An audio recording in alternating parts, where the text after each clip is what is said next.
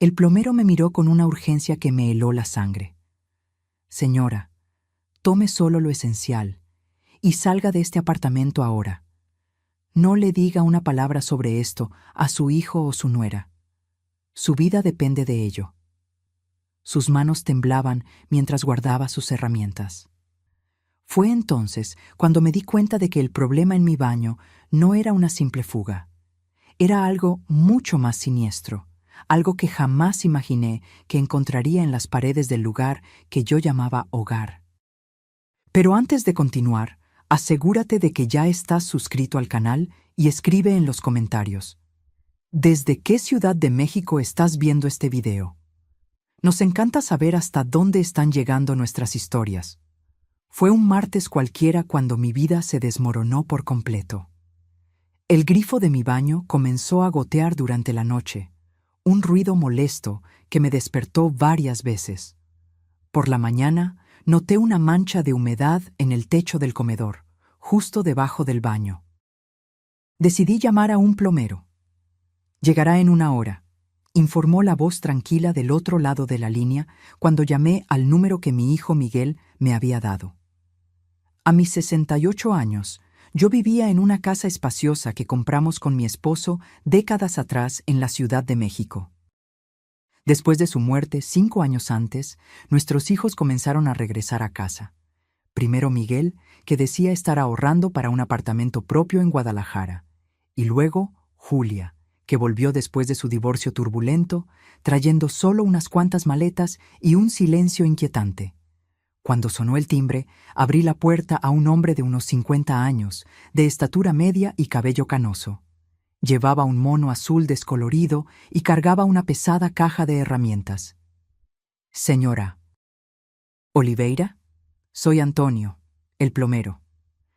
Le mostré la mancha en el techo y lo llevé al baño de arriba. Examinó todo con atención profesional. Necesito revisar las tuberías en el sótano también, dijo, para entender el sistema completo. Le indiqué el camino y regresé a la cocina. Mientras esperaba, preparaba el almuerzo distraídamente. Julia todavía dormía. Sus horarios estaban completamente invertidos desde que regresó a casa, y Miguel estaba en el trabajo en la constructora. Casi 1 hora después, oí los pasos de Antonio subiendo las escaleras del sótano. Cuando me di vuelta para preguntar si había encontrado el problema, las palabras murieron en mi garganta. Su rostro estaba pálido y sus manos temblaban ligeramente. «Señora, ¿podemos sentarnos un momento?», preguntó, con una voz tensa que no coincidía con el profesionalismo tranquilo que había demostrado antes. Me senté a la mesa de la cocina, confundida. ¿Encontró algo serio en la fontanería? Antonio se quitó las gafas, limpiándolas nerviosamente antes de mirarme con una expresión grave.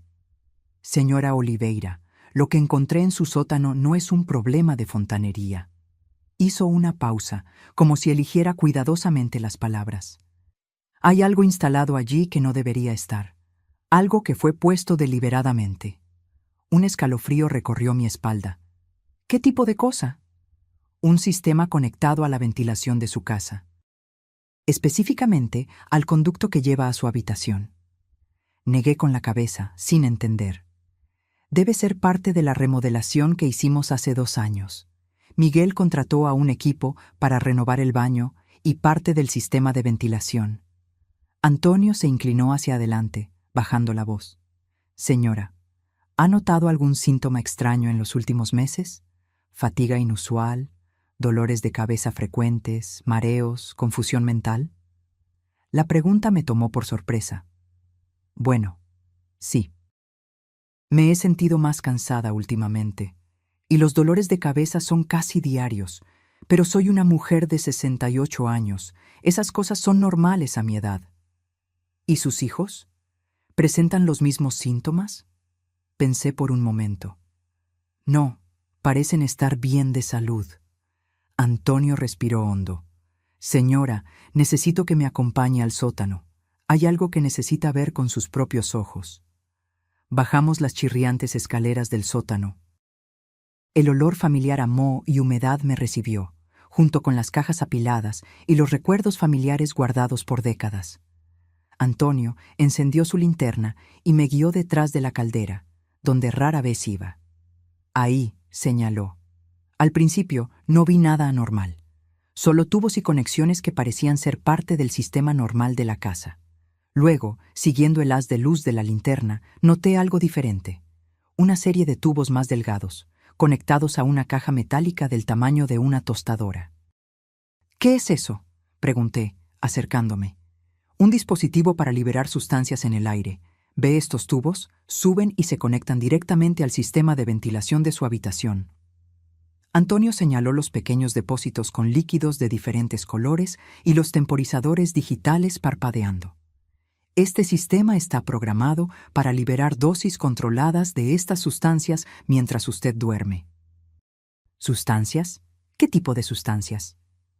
Por lo que puedo percibir, son compuestos tóxicos diseñados para causar síntomas graduales que se asemejan a enfermedades naturales: fatiga, confusión mental, debilitamiento del sistema inmunológico.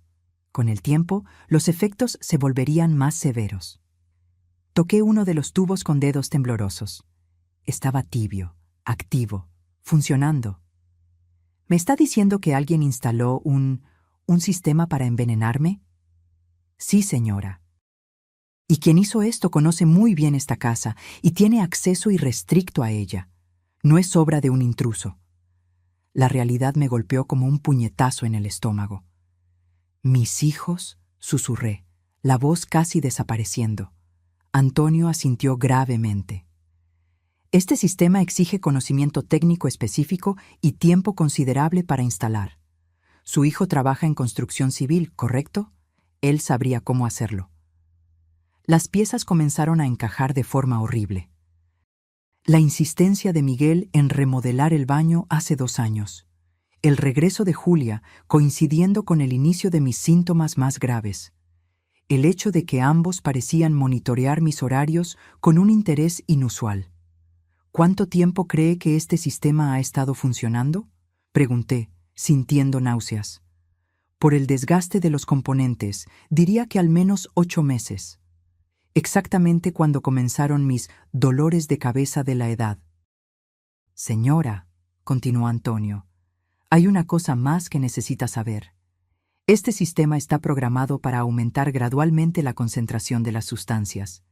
Sin intervención, los efectos podrían volverse fatales en los próximos meses. Me apoyé contra la pared fría del sótano, sintiendo que mis piernas flaqueaban. Mis propios hijos. Aquellos a quienes acuné, alimenté, curé cuando estaban enfermos, consolé cuando lloraban. Los mismos que comían en mi mesa todas las noches mientras lentamente me mataban. ¿Por qué?, murmuré, más para mí misma que para él. Esa es una pregunta que solo ellos pueden responder, dijo Antonio suavemente. Pero señora, necesito que me escuche con atención. Tome sus cosas y salga de esta casa inmediatamente.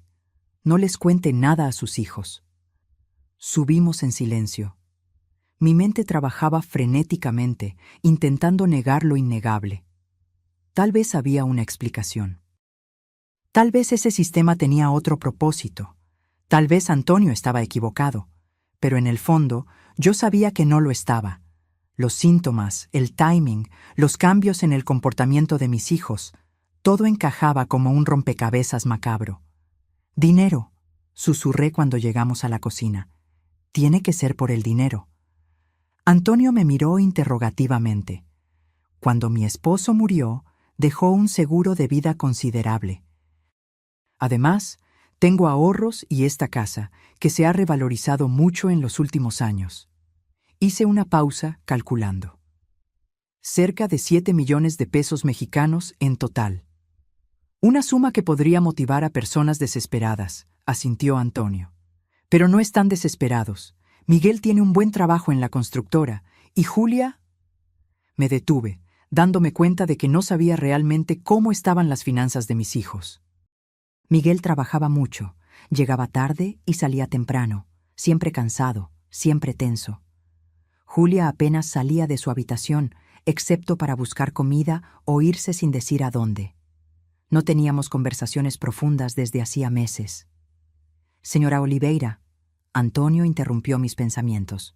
No hay tiempo para especulaciones ahora. Usted necesita salir de esta casa antes de que regresen. Como si fueran invocados por sus palabras, oí pasos en el piso de arriba. Julia había despertado. «¿Mamá?», llamó. «¿Con quién estás hablando?». Intercambié una mirada de pánico con Antonio. «Es el plomero, hija», respondí, intentando mantener la voz firme. «Está terminando el servicio. Bajo en 1 minuto». «Vaya a su habitación», susurró Antonio urgentemente. «Tome documentos importantes y algo de ropa. Nada más. Yo la esperaré aquí». Subí las escaleras con piernas temblorosas, rezando para no encontrarme con Julia en el pasillo. Por suerte, la puerta de su habitación estaba cerrada. Oí la ducha encendida. Estaba en el baño. En mi habitación miré el espacio que durante décadas fue mi refugio. Ahora, sabiendo lo que sabía, parecía una cámara de tortura. El aire que respiraba cada noche estaba cargado de veneno, deliberadamente puesto allí por mis propios hijos. Con manos temblorosas, abrí la caja fuerte escondida en el fondo del armario y saqué mis documentos: identificación, tarjetas bancarias, escrituras. Puse algunas prendas esenciales en un pequeño bolso. Mis ojos cayeron sobre una fotografía en la cómoda. Yo con Miguel y Julia la Navidad anterior, todos sonrientes. En ese momento ya me estaban envenenando. Puse la foto en el bolso también, no porque quisiera recordar ese momento, sino como un recordatorio cruel de la traición que sufrí. Cuando bajé, Julia ya estaba en la cocina, conversando casualmente con Antonio. Llevaba una bata y tenía el cabello mojado. Parecía tan normal, tan inofensiva. ¿Entonces solo era un tubo viejo oxidado?, preguntaba, sirviéndose café. «Exactamente», respondió Antonio profesionalmente. «Ya está todo resuelto». Julia se dio vuelta y notó mi bolso. «¿Vas a salir, mamá?». La pregunta aparentemente inocente me paralizó. ¿Cómo responder cuando cada palabra podía traicionarme? «Sí», logré decir. «Tengo algunos asuntos que resolver». «¿Quieres que te acompañe? No tengo nada planeado para hoy». La idea de quedarme a solas con Julia fuera de la casa me aterrorizó. «No es necesario, querida. Son solo cosas aburridas del banco». Antonio se levantó, tomando su caja de herramientas. «Bueno, mi trabajo aquí ha terminado. Son 600 pesos por el servicio». Le pagué, nuestras manos tocándose brevemente en el proceso. Sus ojos transmitían un mensaje claro: «Es hora de ir». «¿Estás bien, mamá?», preguntó Julia, observándome atentamente. «Pareces un poco pálida». «Estoy genial», mentí, forzando una sonrisa. «Solo un poco cansada». «Has estado muy cansada últimamente. Tal vez deberías consultar a un médico». La ironía de sus palabras, fingir preocupación por síntomas que ella misma estaba causando, casi me hizo perder el control. «Tal vez lo haga», respondí, dirigiéndome hacia la puerta. «Te quiero, mamá», dijo Julia con una dulce sonrisa que una vez habría calentado mi corazón, pero que ahora sonaba como una puñalada. «Yo también te quiero», respondí automáticamente, preguntándome cuándo esas palabras se volvieron vacías para ella. Salí de la casa que había sido mi hogar por 40 años, sin saber si alguna vez volvería.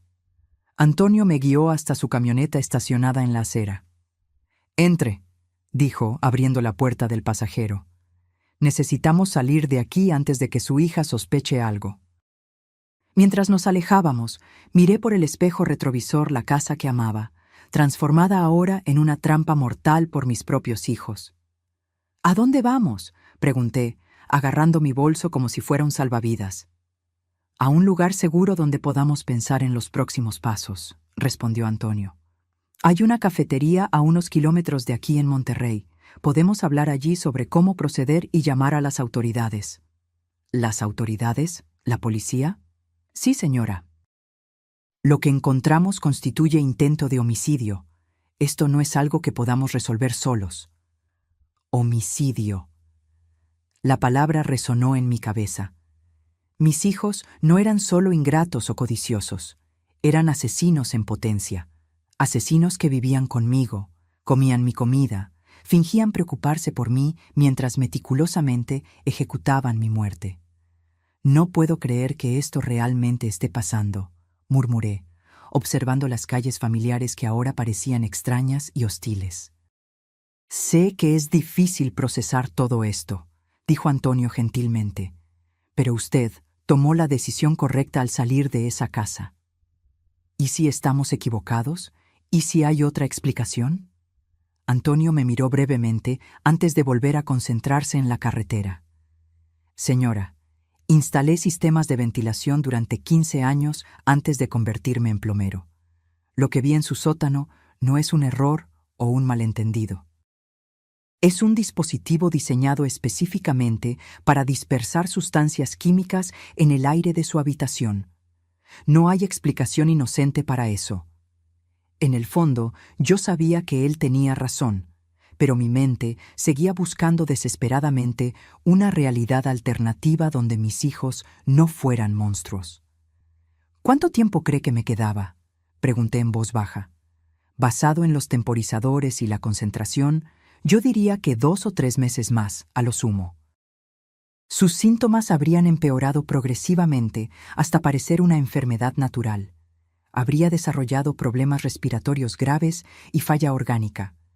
Habría muerto lentamente y nadie sospecharía nada. Lágrimas rodaron por mi rostro. ¿Cómo 2 personas pueden planear algo así? ¿Cómo pueden mirar a su propia madre a los ojos todos los días, fingiendo amor, mientras la matan? No tengo respuesta para eso, señora. Pero sé que personas capaces de esto no van a rendirse simplemente si son confrontadas. Si descubren que usted sabe la verdad, pueden acelerar sus planes o intentar algo más directo. Un escalofrío recorrió mi espalda. ¿Cree que vendrán por mí? Depende de la desesperación que tengan por el dinero y del compromiso con el plan original. Llegamos a una cafetería acogedora en el centro de Puebla, lejos de mi barrio. Antonio eligió una mesa en el fondo, lejos de las ventanas y cerca de una salida. Cuando me di cuenta de que estaba pensando estratégicamente en rutas de escape, la gravedad de mi situación me golpeó de nuevo. Una joven camarera se acercó para tomar nuestros pedidos. 2 cafés, por favor, dijo Antonio, y algo dulce para la señora. Ha tenido un día difícil. Mientras esperábamos los cafés, mi celular vibró. Era un mensaje de Julia. «Mamá, ¿está todo bien? Hace un tiempo que saliste». Le mostré el mensaje a Antonio. «Responda normalmente», aconsejó. «Diga que está en el banco y que la fila está tardando». Escribí la respuesta con dedos temblorosos. Casi inmediatamente llegó otro mensaje. «¿Quieres que te recojamos después? Miguel llegará a casa en 1 hora». «Ya están monitoreando sus movimientos», observó Antonio, la preocupación evidente en su voz. «Esto significa que necesitamos actuar rápidamente». La camarera volvió con nuestros cafés y una rebanada de pastel de chocolate que no había pedido, pero por la que quedé agradecida. Necesitaba azúcar para procesar toda esa información. «¿Qué hacemos ahora?», pregunté, intentando mantener la calma. «Primero, necesitamos pruebas concretas», respondió Antonio. «Puedo volver a su casa esta tarde con el pretexto de verificar si hay fugas adicionales. Tomaré fotos detalladas del dispositivo y, si es posible, muestras de los productos químicos. Luego, llamaremos a la policía con suficiente evidencia para que no puedan negarlo. Y mientras tanto, ¿dónde me quedo? ¿Tengo algún pariente o amigo con quien pueda quedarme?» Pensé en mis opciones. Mi hermana vivía en otro estado y no nos hablábamos desde hacía años. Tenía algunos amigos cercanos, pero involucrarlos en esto parecía peligroso. «Un hotel», sugerí finalmente. «Anónimo, lejos de mi barrio». Antonio asintió y sacó una tarjeta de su bolsillo, escribiendo un número en el reverso. «Este es mi número personal.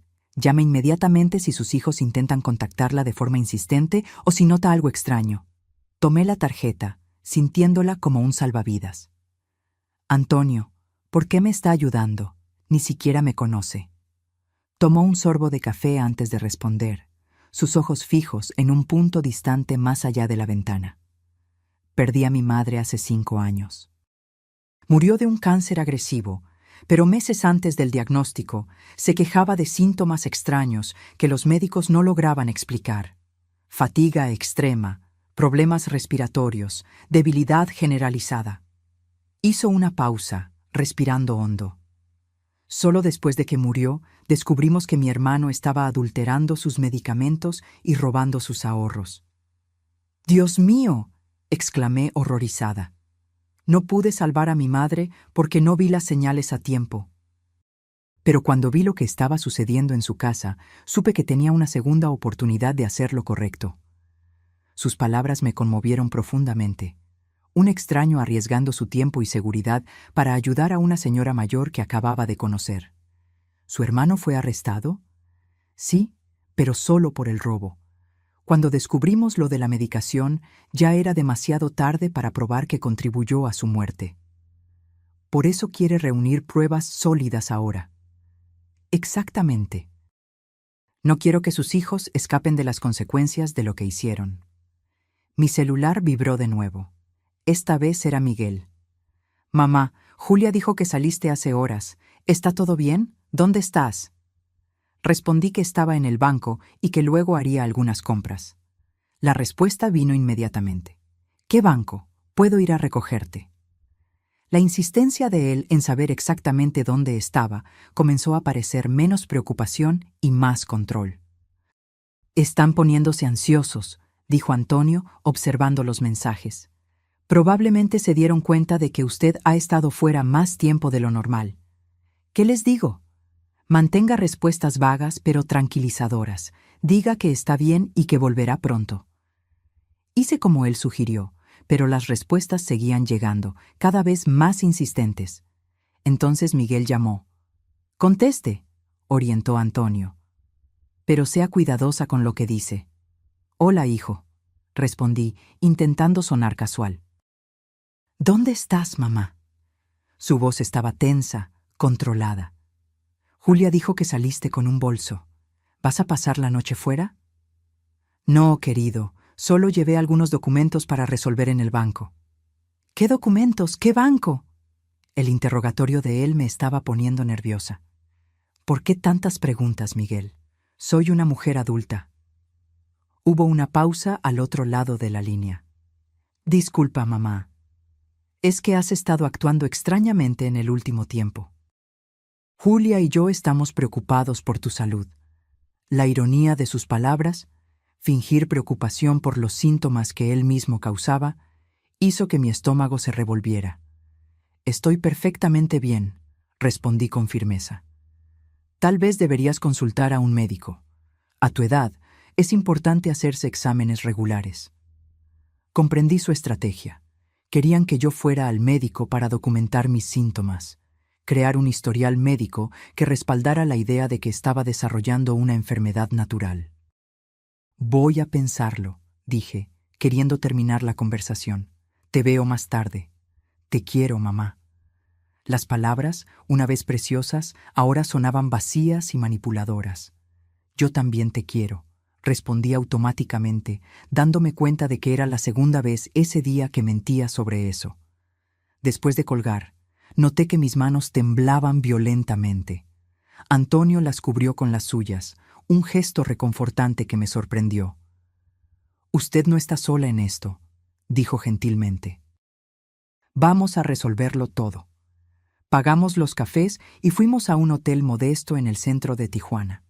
Antonio habló con el recepcionista, reservando una habitación a su propio nombre para que nadie pudiera rastrearme. «Habitación 215», dijo, entregándome la llave. «Cierre la puerta con llave y no abra a nadie más que a mí. Si necesita algo, llame al servicio de habitaciones». «¿Cuándo volverá a mi casa?» «En aproximadamente 2 horas». Diré que recibí una queja de otro cliente sobre un problema similar y quiero verificar si el arreglo en su casa está funcionando correctamente. Es una práctica común en mi profesión, así que no levantará sospechas. Antes de irse, Antonio dudó. «Señora, necesito preguntarle algo. ¿Tiene un testamento? La pregunta me tomó por sorpresa. Sí. ¿Por qué? ¿Sus hijos son los únicos beneficiarios? Sí, todo se divide por igual entre Miguel y Julia. Él asintió gravemente. Eso confirma el motivo. Sin usted, heredarían inmediatamente una suma considerable. Recordé una cláusula específica. Pero el testamento dice que si mi muerte es sospechosa o resultado de un crimen, pierden todos los derechos de herencia. ¿Ellos saben eso? Creo que sí. Discutimos el testamento cuando mi esposo falleció. Eso podría explicar por qué eligieron un método tan elaborado. Si su muerte pareciera natural, resultado de una enfermedad gradual, nadie cuestionaría el testamento. La frialdad calculada de sus acciones me aterrorizó de nuevo. No solo planearon matarme, sino que también eligieron un método que aseguraría los beneficios financieros de mi muerte. Antonio, pregunté en voz baja, ¿qué tipo de personas hacen esto? Personas que han perdido toda conexión emocional normal. Personas para quienes el dinero se ha vuelto más importante que cualquier lazo familiar. Pero yo los crié para ser buenas personas. Les di amor, educación, valores. A veces, señora, las personas se transforman en algo completamente diferente de lo que esperábamos. Circunstancias, presiones, malas elecciones pueden cambiar a alguien profundamente. Después de que Antonio se fue, me quedé sola en la habitación del hotel, el silencio opresivo a mi alrededor. Durante décadas me acostumbré al ruido constante de una casa habitada. Televisión encendida, pasos en la escalera, puertas abriéndose y cerrándose. Ahora, en el silencio de esa habitación extraña, mi mente tuvo espacio para procesar completamente la traición que sufrí. Me senté en la cama y tomé mi celular. Tenía 5 nuevos mensajes, 3 de Julia y 2 de Miguel, cada uno más urgente que el anterior. Mamá, ya son las 4 p.m. ¿Dónde estás? Miguel está preguntando por ti, está preocupado. Por favor, responde, estamos poniéndonos realmente ansiosos. Mamá, llama inmediatamente. Vamos a empezar a buscarte si no respondes. Cada mensaje me causaba escalofríos. ¿Estaban realmente preocupados o empezando a sospechar que su plan había sido descubierto? Decidí responder de forma vaga. Estoy bien. El banco estaba abarrotado y luego fui de compras. Vuelvo pronto. La respuesta de Miguel fue instantánea. ¿Dónde exactamente estás? Podemos ir a recogerte. La insistencia en saber mi ubicación precisa parecía cada vez más siniestra. No es necesario. Tengo un aventón. Nos vemos en casa. Él no respondió de inmediato, lo cual era extraño. Miguel generalmente respondía al instante. Ese silencio repentino me puso aún más nerviosa. Me acosté en la cama, cerrando los ojos, tratando de recordar cuándo comenzó realmente todo. ¿Hubo momentos en los que debía haber sospechado? Recordé una conversación unos meses antes. Miguel mencionó casualmente que yo debería considerar mudarme a un apartamento más pequeño. Esta casa es demasiado grande para una sola persona, mamá, dijo. Y el mantenimiento debe ser caro. En ese momento, pensé que estaba preocupado por mi bienestar. Ahora, me daba cuenta de que probablemente estaba evaluando el valor de la propiedad. También recordé a Julia haciendo preguntas extrañas sobre mis finanzas. ¿Tienes suficiente dinero para gastos médicos cuando seas mayor, mamá? ¿Ya pensaste qué harás si necesitas cuidados especiales? Interpreté esas preguntas como preocupación filial normal. Pero ahora me preguntaba si estaba calculando cuánto dinero les quedaría después de mis inevitables gastos médicos. Mi teléfono sonó, sobresaltándome. Era Miguel de nuevo. Mamá. Su voz sonaba fría, controlada. Llamamos al banco. Dijeron que no estuviste allí hoy. Mi corazón se aceleró. Estaban verificando mi historia. Fui a otro banco, improvisé. El de la avenida principal. ¿Qué sucursal exactamente? ¿Por qué este interrogatorio, Miguel? ¿Desde cuándo tengo que rendir cuentas de mis movimientos? Desde que empezaste a mentirnos. La acusación directa me dejó sin palabras por un momento. No estoy mintiendo, respondí finalmente. Solo necesito un tiempo para mí. ¿Un tiempo para ti o un tiempo con el plomero? La pregunta me tomó completamente por sorpresa. ¿Qué quieres decir con eso? Julia los vio a los dos saliendo juntos. Entraste en su camioneta. ¿A dónde te llevó? Entonces lo sabían.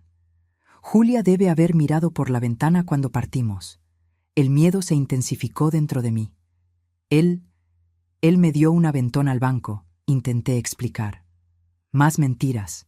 La voz de Miguel se volvió aún más fría. Mamá, has estado actuando muy extraño últimamente. Primero, olvidos constantes. Luego, confusión mental. Ahora, mentiras y comportamiento errático. Estamos realmente preocupados por tu salud mental. Me di cuenta de su estrategia. Estaban construyendo una narrativa donde yo era una anciana confusa y paranoica, potencialmente con demencia. Si yo los acusaba del envenenamiento, sería solo una señal más de mi supuesta condición mental deteriorada. Estoy perfectamente lúcida, Miguel. Entonces, ¿por qué huir con un extraño? ¿Por qué mentir sobre dónde has estado? ¿Por qué no contestar nuestras llamadas? Mi celular vibró de nuevo con cada pregunta que sonaba razonable, viniendo de un hijo preocupado. Pero yo conocía la verdad sombría detrás de esa preocupación. Miguel, voy a colgar ahora, dije con firmeza. Hablaremos cuando vuelva a casa. Mamá, espera. Intentó protestar, pero terminé la llamada. Casi inmediatamente, Julia me envió un mensaje. Mamá, Miguel está muy molesto. Necesitamos saber dónde estás. Por favor, dinos la verdad. Mi cabeza palpitaba. Todo lo que construí durante décadas, la familia que amaba, el hogar que cuidé con tanto cariño, se estaba desmoronando en cuestión de horas.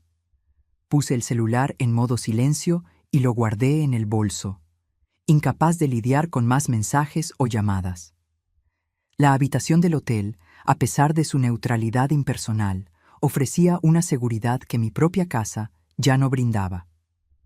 Tomé la fotografía de Navidad que traje conmigo. Las sonrisas en los rostros de mis hijos parecían diferentes ahora, calculadoras, falsas. ¿Cómo no me di cuenta antes? ¿Cómo no noté la frialdad en los ojos de Miguel o el desapego en la sonrisa de Julia? Tal vez porque el amor es ciego. Tal vez porque, como madre, siempre veía lo mejor en ellos, incluso cuando la verdad estaba delante de mis ojos. 2 horas pasaron sin noticias de Antonio. La preocupación crecía dentro de mí. Debería haber contactado después de volver de mi casa. Algo estaba mal. A pesar de mi renuencia, encendí el celular de nuevo. 10 llamadas perdidas y 23 mensajes. El más reciente, de Miguel, enviado hacía solo 5 minutos, me heló la sangre. Tu amigo plomero regresó. Estamos teniendo una conversación interesante. Mi primer instinto fue llamar a Antonio, pero me detuve antes de presionar el botón. ¿Y si Miguel había tomado su celular? O peor, ¿y si le habían hecho algo? La idea de que mis hijos pudieran lastimar a alguien era impensable hasta hace unas horas. Ahora parecía terriblemente posible. Marqué el número de la policía con dedos temblorosos. «Emergencia. ¿Cuál es su problema?», preguntó una voz femenina.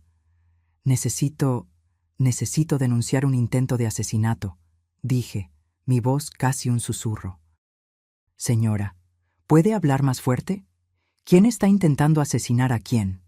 «Mis hijos», respondí, la realidad de las palabras golpeándome de nuevo. «Mis hijos están intentando matarme lentamente. Encontramos un dispositivo en el sótano de mi casa, liberando sustancias tóxicas en el sistema de ventilación de mi habitación». Hubo una pausa al otro lado de la línea. «Señora, ¿cuál es su nombre completo y ubicación actual?» «María Oliveira. Estoy en el Hotel Central, habitación 215. «Ah, ¿y dónde están sus hijos ahora?» «En mi casa. Ellos pueden haberle hecho algo al hombre que descubrió el dispositivo. Un plomero llamado Antonio. Permanezca donde está, señora. Enviaremos una patrulla al hotel y otra a su residencia. no salga de su habitación y no se contacte con sus hijos. Después de colgar, me senté en el borde de la cama, temblando. Realmente había sucedido. Había denunciado a mis propios hijos a la policía. Las personas que traje al mundo, amé incondicionalmente, sacrifiqué todo para criar, ahora las estaba entregando a las autoridades. 15 minutos después, golpes firmes en la puerta anunciaron la llegada de la policía. 2 oficiales, una mujer de mediana edad y un hombre más joven, me escucharon atentamente mientras narraba los eventos del día. Mostré los mensajes insistentes de mis hijos, expliqué sobre el dispositivo en el sótano, el deterioro gradual de mi salud, la ayuda de Antonio. «Señora Oliveira», dijo la policía, después de anotar todo. «Otro equipo está en su residencia en este momento. Logramos contactar al señor Antonio. Está bien, pero bastante conmocionado. Al parecer, sus hijos lo interrogaron cuando regresó para recoger evidencia». «¿Lo lastimaron?», pregunté, horrorizada. «No físicamente, pero hubo amenazas. El señor Antonio logró salir de la casa con el pretexto de buscar herramientas en la camioneta y contactó a la policía inmediatamente. El alivio que sentí al saber que Antonio estaba seguro rápidamente dio paso a una nueva preocupación. ¿Y ahora? Necesitamos que usted nos acompañe a la estación de policía para formalizar la denuncia. Mientras tanto, un equipo forense está verificando su casa. Si encuentran evidencia del dispositivo que mencionó, sus hijos serán detenidos para interrogatorio. ¿Y si ya han removido todo?», la policía intercambió una mirada con su colega. El señor Antonio nos informó que, al regresar a la residencia, notó señales de que el dispositivo había sido desmantelado a toda prisa. Sin embargo, también cree que habrá rastros químicos que los técnicos forenses podrán detectar. En la estación de policía, pasé horas prestando declaración, detallando cada aspecto de la situación, los primeros síntomas, las preguntas extrañas de mis hijos sobre mis finanzas, su insistencia en monitorear mis movimientos y, finalmente, el descubrimiento de Antonio en el sótano. Mientras hablaba, una parte de mí todavía no creía que todo aquello estaba sucediendo. ¿Cómo una madre de 68 años puede estar en una estación de policía denunciando a sus propios hijos por intento de homicidio? Parecía una pesadilla de la que no podía despertar. Alrededor de las 10 de la noche, un detective entró en la sala de declaraciones con una expresión grave. «Señora Oliveira, tenemos noticias del equipo forense». Mi corazón casi se detuvo mientras esperaba el veredicto. Encontraron residuos químicos significativos en los conductos de ventilación que llevan a su habitación, compatibles con sustancias que, al ser inhaladas continuamente, pueden causar los síntomas que usted describió. También localizaron partes desmontadas del dispositivo que fueron apresuradamente escondidas en el fondo de una caja en el sótano. Lágrimas silenciosas rodaron por mi rostro. Una parte de mí todavía esperaba que todo fuera un terrible malentendido, que mis hijos fueran inocentes, que hubiera otra explicación. Ahora, esa esperanza estaba irrevocablemente destruida. «Sus hijos están detenidos para interrogatorio», continuó el detective. «Hasta el momento, ambos niegan cualquier implicación, afirmando que usted ha presentado signos de paranoia y confusión mental en los últimos meses. Exactamente como yo temía. Estaban usando los síntomas que causaron en mi contra. ¿Y en cuanto a pruebas de que fueron ellos quienes instalaron el dispositivo?». El detective dudó. «Eso puede ser más difícil de probar directamente. Sin embargo...». Abrió una carpeta y puso una fotografía en la mesa. Era una página de un cuaderno con la caligrafía inconfundible de Julia. «Encontramos esto escondido entre los libros en la habitación de su hija. Parece ser un registro detallado de sus síntomas a lo largo del tiempo, con anotaciones sobre ajustes en las dosis». Miré la hoja de papel, sintiendo náuseas al ver entradas como 27:04. «Mamá durmió 12 horas seguidas. Aumento de la dosis nocturna funcionando». Y 15:05, se quejó de mareos y confusión. Tal vez reducir un poco para no levantar sospechas. Era una documentación metódica, clínica, de mi deterioro planeado, como un experimento científico, como si yo no fuera un ser humano, y mucho menos su madre. Esto es... No pude terminar la frase. Evidencia bastante incriminatoria, completó el detective. Junto con declaraciones de vecinos confirmando la remodelación del baño hace 2 años, supervisada por su hijo, y sus conocimientos técnicos en el área de construcción, tenemos un caso sólido. El primer mes después del arresto de mis hijos pasó como un borrón. Fui sometida a una batería de exámenes médicos que confirmaron la presencia de toxinas en mi organismo. Los médicos quedaron conmocionados al descubrir que yo estaba siendo lentamente envenenada en mi propio hogar, por mis propios hijos. «Es un milagro que haya sobrevivido», dijo el toxicólogo. La exposición prolongada a estas sustancias podría haber causado daños permanentes en sus órganos o incluso la muerte. A medida que las toxinas fueron eliminándose de mi cuerpo, mi salud mejoró drásticamente. Los dolores de cabeza desaparecieron, la confusión mental se aclaró, la energía regresó. Físicamente, me estaba recuperando. Emocionalmente, la herida parecía imposible de sanar. No pude volver a mi casa. Los recuerdos eran demasiado dolorosos. Cada rincón de ese lugar ahora contenía el eco de la traición. Puse la propiedad en venta y me mudé temporalmente a un pequeño apartamento alquilado. Durante la investigación, la verdad completa salió a la luz. Miguel tenía deudas de juego que sumaban más de 2 millones de pesos. Apuestas compulsivas que él escondía de todos, pidiendo préstamos a prestamistas que comenzaron a amenazarlo física y financieramente. Julia, por su parte, descubrió que no recibiría nada en el divorcio después de que su exesposo probara su infidelidad con pruebas concretas. Estaba prácticamente en bancarrota y desesperada. Juntos, mis hijos calcularon que mi muerte les daría acceso inmediato a casi 7 millones de pesos, entre seguro de vida, ahorros y el valor de la casa. Como sabían que una muerte sospechosa invalidaría el testamento, planearon algo que pareciera natural.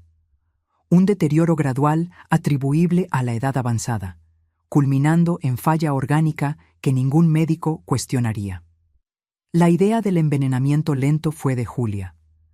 Con su conocimiento de química, ella planeó meticulosamente qué sustancias usar y en qué concentraciones para simular un declive natural.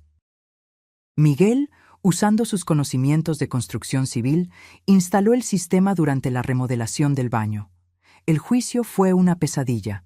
Sentada en el tribunal, día tras día, oyendo detalles horribles sobre cómo mis propios hijos conspiraron para matarme, sentí como si estuviera viviendo la vida de otra persona.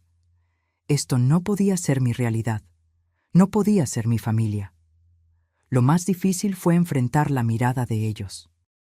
Miguel mantuvo una expresión impasible durante todo el proceso, como si estuviera más allá de cualquier emoción. Julia alternaba entre lágrimas dramáticas cuando el jurado estaba mirando y miradas frías y calculadoras cuando creía que nadie prestaba atención. Antonio testificó detalladamente sobre su descubrimiento en el sótano y las conversaciones que escuchó entre mis hijos. Su testimonio fue crucial para el caso. Se convirtió en mi pilar de fuerza durante esos días sombríos, una presencia constante y reconfortante. ¿Cómo se siente hoy?, me preguntaba diariamente, con genuina preocupación. Como alguien que lo perdió todo, era mi respuesta frecuente. No todo, decía gentilmente. Usted todavía tiene su vida, su salud, su dignidad. Ellos no pudieron quitarle eso. Después de 3 semanas de juicio, el veredicto finalmente llegó. Culpables de intento de homicidio premeditado. Miguel fue sentenciado a 20 años de prisión sin posibilidad de libertad condicional por 15 años. Julia recibió 18 años, con posibilidad de libertad condicional después de 12. Cuando el juez anunció las sentencias, sentí una mezcla confusa de emociones. Alivio por la justicia hecha, pero también un dolor profundo por saber que mis hijos pasarían gran parte de sus vidas tras las rejas. Por horrible que fuera lo que planearon, una parte de mí, la madre que siempre sería, Sufría por ellos. Después del juicio, vendí definitivamente la casa donde viví por 40 años en la Ciudad de México. Con el dinero, compré un pequeño apartamento en la ciudad costera de Acapulco, a cientos de kilómetros de distancia, donde nadie me conocía y donde podría empezar de nuevo sin el peso de las memorias dolorosas. Antonio continuó presente en mi vida, primero como un amigo solidario, luego como algo más. No un romance tradicional, ambos cargábamos cicatrices demasiado profundas para eso, sino una compañía reconfortante basada en el respeto mutuo y la comprensión compartida de cuán impredecible y cruel puede ser la vida. Algunas personas pasan toda su vida sin conocer el verdadero rostro de aquellos que aman, dijo él una vez, mientras caminábamos por la playa. Usted enfrentó esa verdad y sobrevivió. Eso exige una valentía extraordinaria. Valentía no era como yo me definiría. En mis momentos más oscuros, cuestionaba dónde había fallado como madre. ¿Qué podría haber hecho diferente?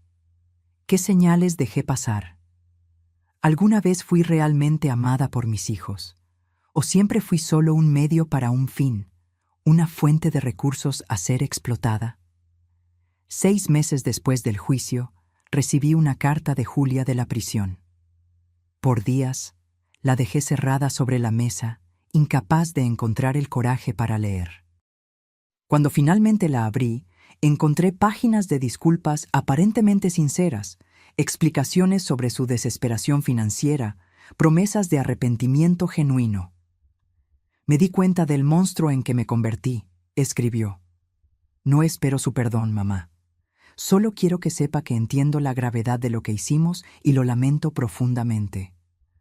Respondí con una carta corta, deseándole lo mejor, pero dejando claro que el perdón, si alguna vez llegaba, tardaría mucho tiempo.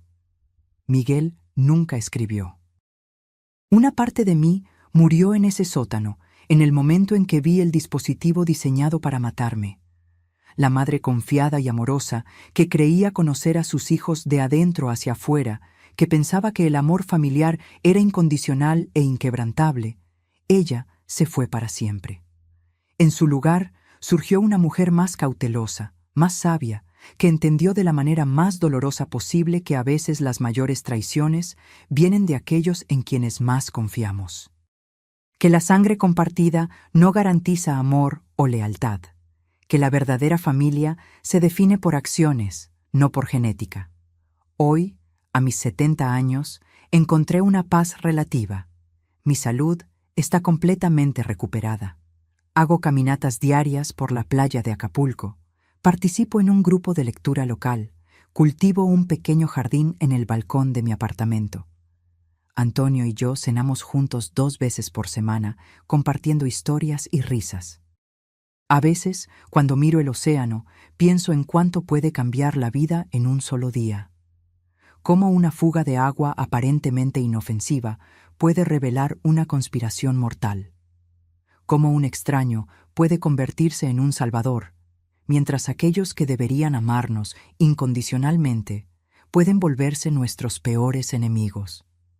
La dolor nunca desaparecerá completamente. En cumpleaños, días festivos, momentos especiales, siento la ausencia de mis hijos, no como son ahora, sino como eran antes o como yo creía que eran. Sin embargo, aprendí a convivir con ese dolor, a integrarlo como parte de mi historia sin dejar que me defina.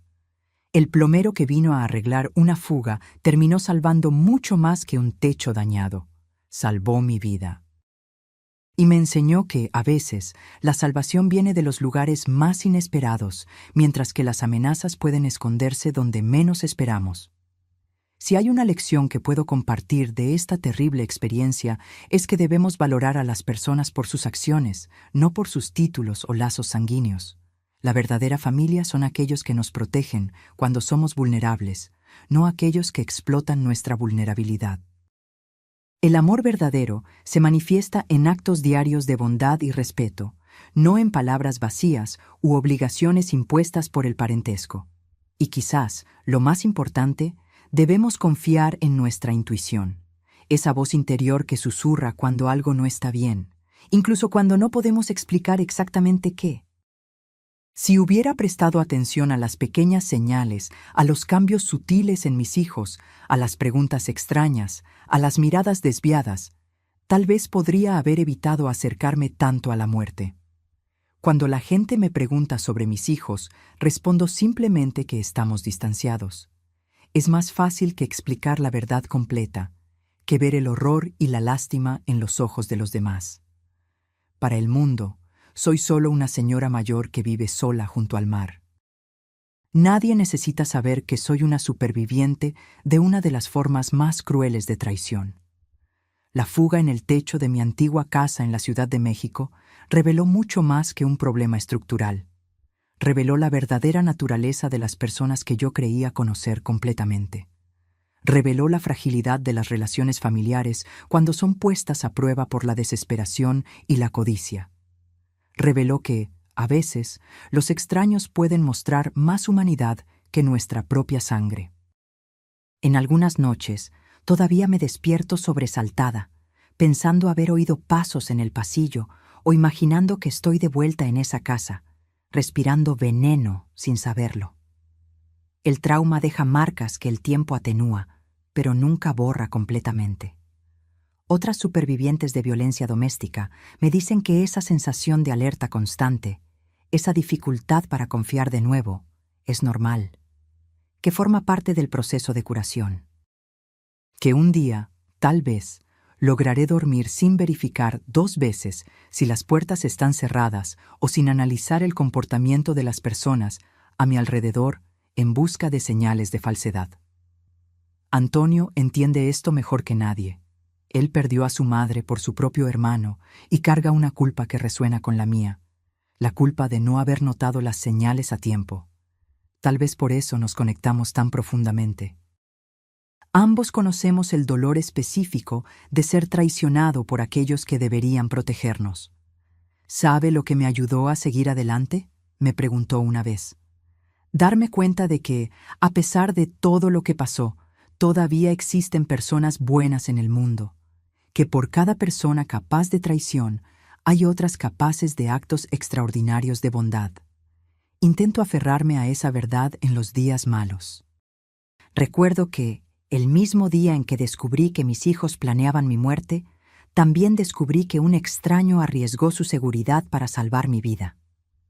La vida es así, luz y sombra entrelazadas. El mismo mundo que alberga monstruos también alberga héroes. La misma existencia que nos trae dolor inimaginable también ofrece momentos de belleza inesperada. Cuando me siento en mi balcón observando la puesta de sol en Acapulco, siento gratitud por la segunda oportunidad que recibí. Por poder respirar sin miedo, por haber descubierto la verdad antes de que fuera demasiado tarde, por haber encontrado una fuerza que no sabía poseer. No sé lo que el futuro les depara a mis hijos. Si algún día se arrepentirán verdaderamente, si algún día volverán a mi vida de alguna forma. No sé si algún día lograré perdonarlos completamente. Lo que sí sé es que, a pesar de todo lo que perdí, gané algo precioso, la verdad. Por dolorosa que sea, la verdad me liberó de una muerte lenta y me dio la oportunidad de reconstruir mi vida en bases más auténticas. Y tal vez esa sea la lección final de esta terrible historia. Que a veces necesitamos perderlo todo para descubrir quiénes somos realmente. Que en las cenizas de la destrucción podemos encontrar semillas de un nuevo comienzo. Que incluso después de la traición más profunda, es posible encontrar un camino de regreso a la luz. Ya no soy solo María, la madre de Miguel y Julia. Soy María, una mujer que enfrentó lo impensable y sobrevivió. Una mujer que aprendió de la manera más difícil que la familia no se define por la sangre, sino por el amor genuino y las acciones consistentes. Una mujer que, gracias a una fuga en el techo y a un plomero atento, ganó la oportunidad de envejecer con dignidad y paz, un privilegio que mis propios hijos intentaron negarme. Y por eso, incluso en los días en que el dolor parece insoportable, estoy profundamente agradecida. Ahora, si te gustó esta historia, haz clic en suscribirte Y dime en los comentarios, ¿qué parte te dejó con la boca abierta? Y no olvides unirte como miembro para tener acceso a videos exclusivos que no publico aquí. Te espero allí.